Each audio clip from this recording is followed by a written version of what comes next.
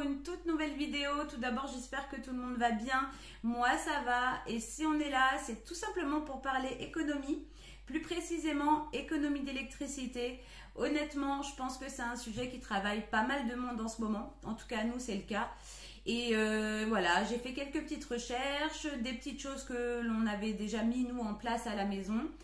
Et donc voilà, aujourd'hui je vais vous partager tout simplement les 5 premières astuces pour réduire sa consommation en électricité. Alors du coup, astuce numéro 1, eh bien c'est tout simplement d'éteindre les veilles.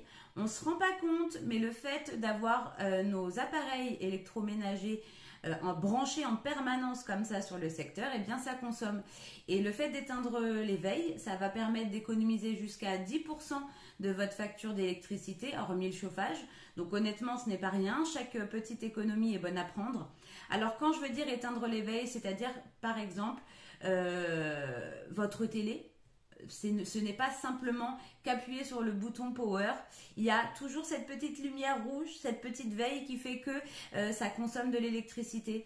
Alors effectivement, c'est pas évident de toujours tout débrancher.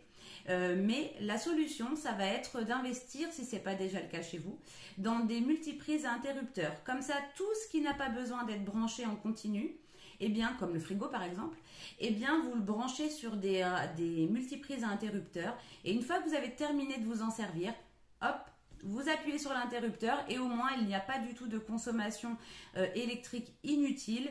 Et en plus, pour le coup, ça protégera votre électroménager, ça protégera tous vos appareils. Alors du coup, astuce numéro 2, eh bien c'est tout simplement de privilégier les lampes à LED. Alors c'est vrai que les ampoules à LED coûtent peut-être un petit peu plus cher que des ampoules à incandescence ou que des ampoules halogènes, mais honnêtement, il n'y a rien de mieux en termes d'économie. Elles consomment beaucoup moins d'électricité et en plus de ça, elles ont une durée de vie plus longue. Donc honnêtement, on a tout à y gagner. Alors, si ce n'est pas déjà le cas chez vous, ne changez pas tout de suite vos ampoules, si elles n'étaient pas à LED. Vous attendez qu'elles soient en fin de vie. Et puis à ce moment-là, privilégiez le rachat d'ampoules à LED, c'est mieux. Alors en termes de luminosité, moi je vous conseillerais de prendre des ampoules à couleur blanc chaud. Et puis pareil, en termes de puissance de l'ampoule, vous adaptez en fonction de la pièce où vous allez la mettre.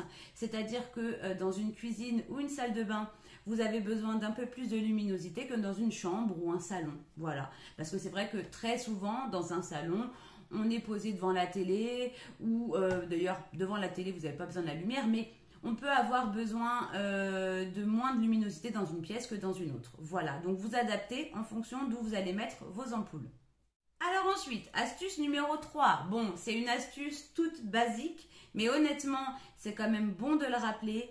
Aucune lumière inutile. C'est-à-dire qu'à partir du moment où vous sortez d'une pièce, vous éteignez. Même limite, si vous savez que vous allez pas, voilà, vous allez y retourner d'ici peu, vous éteignez quand même. Chaque fois que vous allez éteindre votre lumière, et c'est de l'économie en termes d'électricité. Alors d'autant plus si c'est une pièce où vous n'allez pas y retourner tout de suite.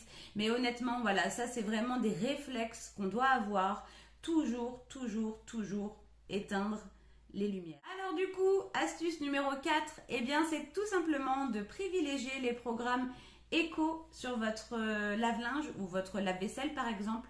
J'avoue, moi c'est pas ce que je faisais jusque maintenant, enfin c'est pas toujours les programmes que je choisissais, mais ça va changer parce que honnêtement, en termes d'économie d'électricité, il n'y a pas mieux, et en plus en termes d'économie d'eau, il n'y a pas mieux non plus. Donc voilà, c'est une petite habitude à prendre, changez vos habitudes, même si vous n'aviez pas le réflexe de prendre les programmes éco, il faut que ça change, c'est mieux en tout cas pour votre porte-monnaie et puis pour la planète par la même occasion. Donc programme éco, c'est le top, et idéalement lancez vos machines pendant les heures creuses. Alors si jamais vous ne connaissez pas les heures creuses sur votre commune, vous pouvez très bien les trouver sur le site internet Enedis. Donc j'essayerai, si j'y pense, à vous mettre le lien en barre de description.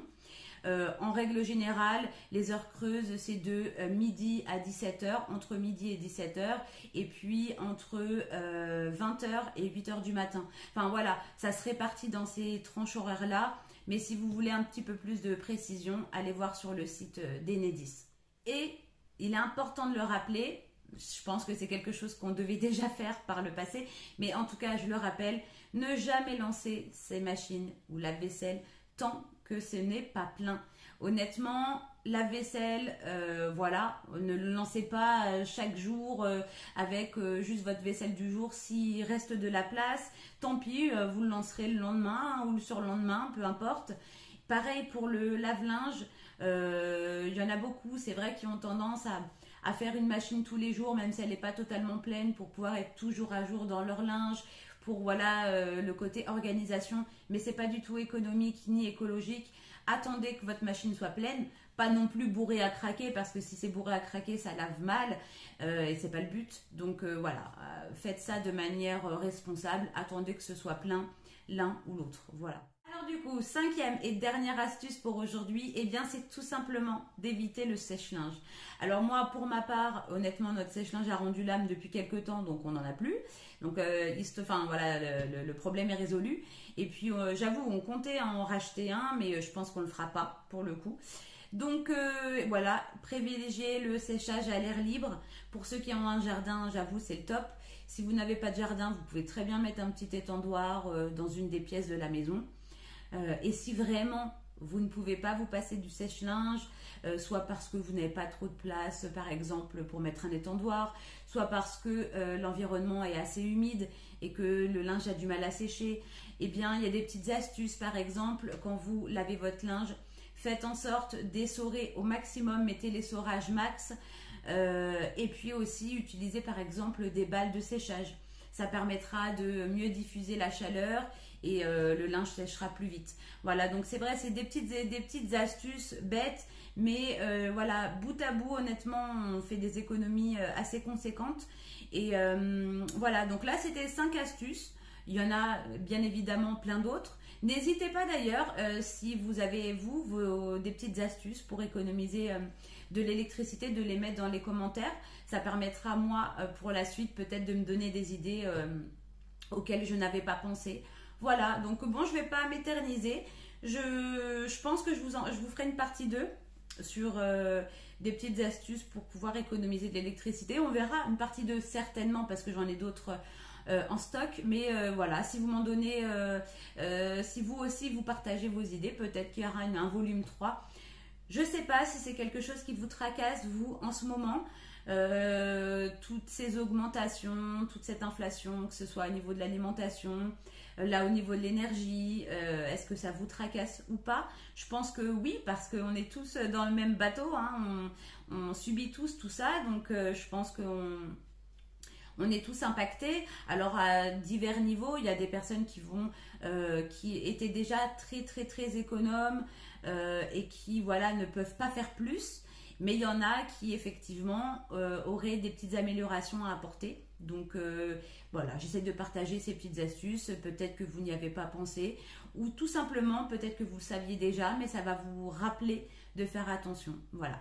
Moi, je vous fais des tonnes de bisous et on se retrouve très prochainement dans une nouvelle vidéo. Allez, salut les amis!